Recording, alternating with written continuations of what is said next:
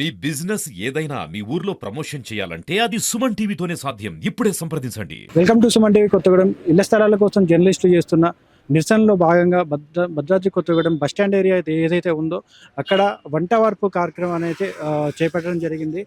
దీనికి సంబంధించి ప్రభుత్వం నుంచి వీరికి ఎటువంటి స్పందన వచ్చింది, వీరి డిమాండ్స్ ఏంటి, వీరికి ఎటువంటి న్యాయం జరగాలని చెప్పేసి మనతో పాటు ఇక్కడ విలేకరులందరూ ఉన్నారు. వారితో పాటు ఒకసారి మాట్లాడి వారి డిమాండ్స్ ఏంటో తెలుసుకుందాం.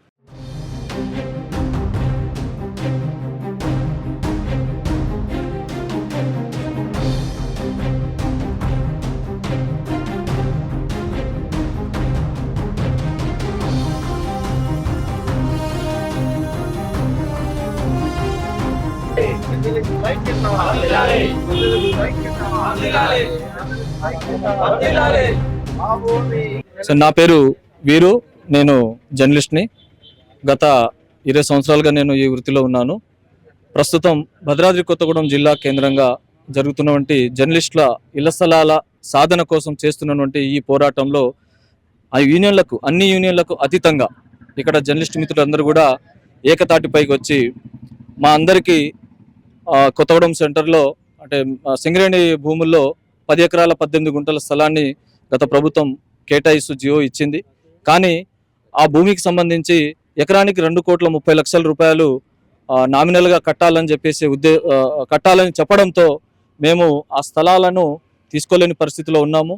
మాకు నామినల్గా కాకుండా ఉచితంగా అయినా పర్వాలేదు, లేదు నామినల్గా ఏదైనా ఒక రేటుతోనూ ఇస్తే కూడా మాకు అందరికీ అంగీకారమే. భవిష్యత్తులో ఆ భూమి ఇప్పుడు ఏదైతే 10 ఎకరాల 18 గుంటలు ఉందో ఆ భూమి మా ప్రతి జర్నలిస్ట్ మిత్రులందరికీ కూడా దక్కే వరకు కూడా మేము ఈ కార్యక్రమాలన్నీ ఉధృతంగా చేస్తాము. ఇప్పటికే ఏదైతే మాకు కేటాయించారో ఆ స్థలంలోనే కూడా ఇప్పటికి మేము అక్కడ టెంట్ వేసుకొని గత 5 రోజులుగా ఈ రోజు నుంచి 6వ రోజు వంట వార్పు కార్యక్రమంతో మేము మా యొక్క నిరసనను కూడా మేము తెలియజేస్తున్నాము. మాకు ఏదైతే కేటాయించారో మా స్థలాన్ని కూడా మా అందరికీ కూడా తక్షణమే అందించాలని చెప్పేసి మేము ఈ జర్నలిస్టు మిత్రులందరూ కూడా డిమాండ్ చేస్తున్నాము.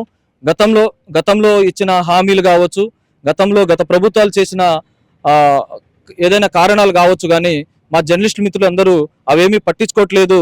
మాకు ఇళ్ల స్థలాలు కావాలనే ఏకైక లక్ష్యంతో ఈ కార్యక్రమాన్ని మేము ముందుకు తీసుకెళ్తున్నాము. ప్రతి జర్నలిస్టు కూడా ఈ రోజున ఈ కార్యక్రమంలో భాగస్వాములై ఈ మా నిరసనను కూడా ముందుగా అందరికీ తెలిసేలాగా, ప్రభుత్వం పైన ఒత్తిడి పెరిగేలాగా మా యొక్క ఈ ప్రయత్నం కూడా చేస్తున్నాము. జర్నలిస్టులందరూ కూడా ఏకతాటిపై ఉన్నారు. అందరికీ ఈ ఇళ్ల స్థలాలు ఏదైతే ఉందో అది తక్షణమే పంపిణీ చేయాలి, అది కూడా ఉచితంగా పంపిణీ చేయాలని కూడా మేము ప్రత్యేకంగా ఈ కొత్తగూడెం జర్నలిస్టుల యూనిటీ తరఫున మీ అందరికీ తెలియజేస్తున్నాము. అలాగే ఈ ప్రస్తుత ఎమ్మెల్యే గారు కూనంనేని సాంబశివరావు గారు కూడా మాకు ఇళ్ల స్థలాలు ఇచ్చే ప్రయత్నాలు చేస్తున్నారు. మేము మా విషయాన్ని కూడా జర్నలిస్ట్ మిత్రులందరికీ కూడా తెలుసు. అటువంటి కార్యక్రమం కూడా మాకు అది ఇచ్చే వరకు కూడా మేము ఆ స్థలం నుంచి కూడా మేము వెకేట్ చేయకుండా అక్కడే మాకు ఇచ్చిన కార్యక్రమాలన్నీ కూడా మా నిరసనలన్నీ కూడా అక్కడే తక్షణం చేస్తూ ఈ కార్యక్రమాలన్నిటి కూడా ముందుకు తీసుకెళ్లేందుకు మా తోటి జర్నలిస్ట్ అందరూ ఒకరు నడుం బిగించుకొని ఉన్నారు. ప్రతి ఒక్కరు కూడా ఈ కార్యక్రమంలో కూడా పాల్గొనాలని వారు కూడా మేము యూనియన్లకు అతీతంగానే చేస్తున్నాము. ఇటువంటి ఎవరికి కూడా ఎలాంటి విభేదాలు ఏమీ లేవు. దయచేసి రాని మిత్రులందరూ కూడా ఈ కార్యక్రమంలో భాగస్వాములు అవ్వాలని మేము ఈ కార్యక్రమం ద్వారా అందరికి విజ్ఞప్తి చేస్తున్నాము. ఈ కార్యక్రమం ఏదైతే ఉందో ఇప్పుడు గత కొన్ని రోజులుగా చేస్తూనే ఉన్నాం. ఇంకా కొన్ని రోజులు మా ఇళ్ల స్థలాలు మాకు వచ్చే వరకు ఈ కార్యక్రమాన్ని మాత్రం ఆపేదే లేదు. జై తెలంగాణ. ముందుగా అందరికీ నమస్కారాలు. మాజీ మున్సిపల్ చైర్పర్సన్ కాపు సీతాలక్ష్మి, కొత్తగూడెం.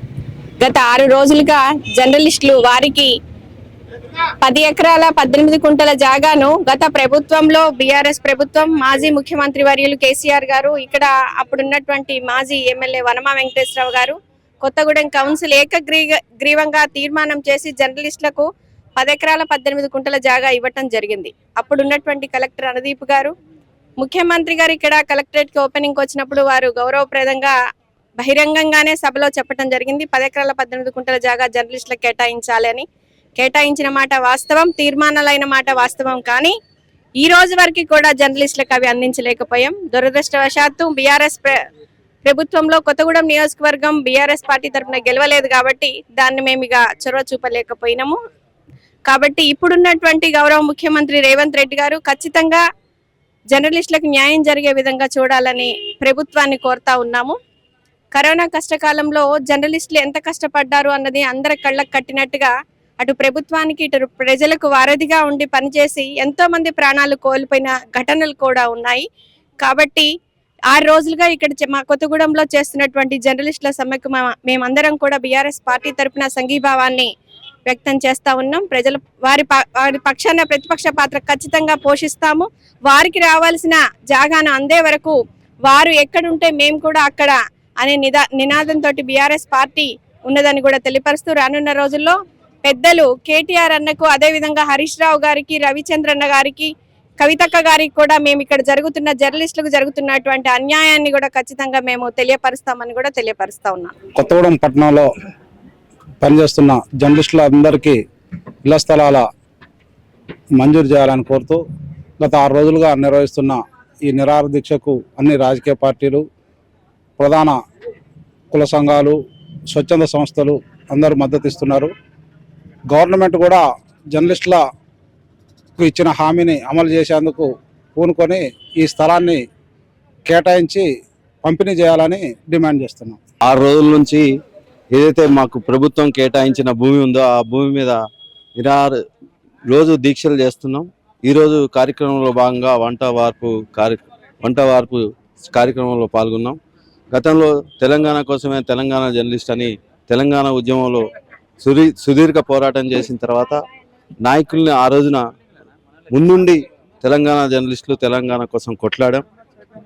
ఢిల్లీ నుంచి ఢిల్లీ వరకు కొట్లాడి తెలంగాణ తీసుకొచ్చిన తర్వాత మేనిఫెస్టోలో పెట్టిన రకంగా తెలంగాణ ప్రభుత్వం జర్నలిస్టులకు ఇళ్ల స్థలాల కేటాయింపులో కేసీఆర్ 100 కోట్ల బడ్జెట్ని జర్నలిస్టులకు కేటాయించి 40 కోట్ల రూపాయలతోని ప్రెస్ అకాడమీకి కేటాయించారు.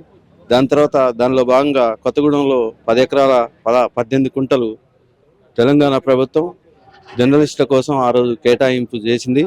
కానీ అధికారుల నిర్లక్ష్యంతో అధికారుల దానితోని ఎకరానికి 22 కోట్లు కట్టమని జర్నలిస్ట్ సంఘాలకి, జర్నలిస్ట్ సొసైటీలకి చెప్పింది.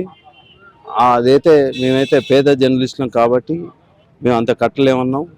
ఈ రోజు కాంగ్రెస్ ప్రభుత్వం వచ్చి 15 నెలలు అయినా కూడా జర్నలిస్ట్ సమస్య పరిష్కారం కాకపోవటం, అట్లనే ఏదైతే భూమి ఉందో అది భూమిని మాకు ఉచితంగా ఇవ్వాలని, ఉచితంగా ఇచ్చి పేద జర్నలిస్టులను ఆదుకోవాలని కోరుకుంటున్నాం. గత 20 ఏళ్లుగా కొత్తగూడెంలో ఇళ్ల స్థలాలు ఇచ్చిన దాఖలాలు లేవు. అయితే ఎన్నో రోజుల నుంచి పోరాటం చేస్తున్నప్పటికీ కూడా ప్రభుత్వాలు మారుతున్నాయి కానీ జర్నలిస్టుల ఆకాంక్ష మాత్రం మారడం లేదు. ఎన్నో సమస్యలని వెలుగులో తీసుకొచ్చి నిరంతరం పోరాటాలు చేసే జర్నలిస్టులే ఇవాళ పోరాటాల బాట పట్టడం చాలా సిగ్గుచేటు. దీనికి కారణం ప్రభుత్వాలని నేను భావిస్తున్నాను. ఎన్నో సంవత్సరాల నుంచి మాకు ఇళ్ల స్థలాల కోసం కావాలి అని మేము ఎంత అరిచి గోపెట్టుకున్నా కానీ ఏదో ఒక సాకుతోని ప్రభుత్వాలు ముందుకు దాటేస్తున్నాయే తప్ప మా యొక్క ఆకాంక్షను నెరవేర్చడం మాత్రం జరగడం లేదు. గత 6 రోజుల నుంచి భద్రాద్రి జిల్లా కేంద్రమైన కొత్తగూడెంలో జర్నలిస్టులు ఎండను సైతం లెక్క చేయకుండా నిరంతరం తమ ఉద్యమాన్ని కొనసాగిస్తున్నారు. ఇందుకు సహకరిస్తున్నటువంటి రాజకీయ పార్టీల నాయకులు, ఇతర కుల సంఘాల నాయకులు, వివిధ ఉద్యమ సంఘాల నాయకులకి మా జర్నలిస్టుల తరపున ధన్యవాదాలు తెలియజేస్తున్నాం. ఈ పోరాటం మాకు వచ్చేదాకా మా స్థలం మాకు వచ్చేదాకా ఆగదు. మాకు కేటాయించిన స్థలాన్ని మాకు కొత్తగూడెంలో గంగాభిషన్ బస్తీలో 10 ఎకరాల 18 గుంటల స్థలాన్ని కేటాయించారు. దానికి ధర కట్టించడం వల్ల మేము అంత డబ్బు కట్టలేని పరిస్థితిలో ఉన్నాం కనుక మాకు ఉచితంగా ఆ స్థలాన్ని అప్పగించాలని ప్రభుత్వాన్ని మేము డిమాండ్ చేస్తున్నాం.